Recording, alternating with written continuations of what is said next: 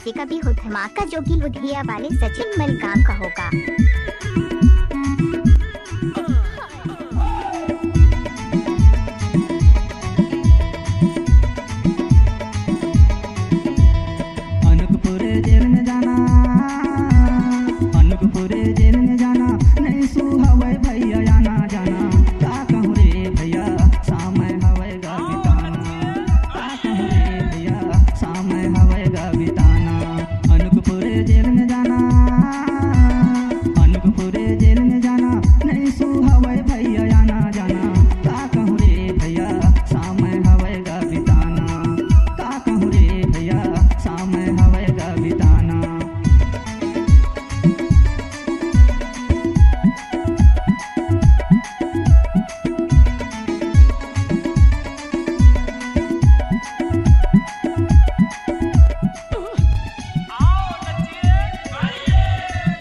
सचिन मलकाम।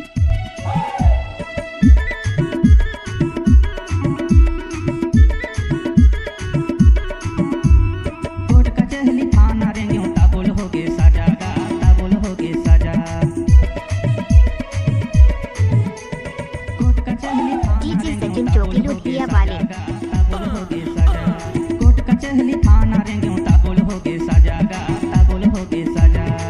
यही मोरे दुख है भैया, यही मोरे दुख है भैया, का करुणा का कहूँ रे भैया, सामय हवेगा बिताना, का कहूँ रे भैया, सामय हवेगा बिताना।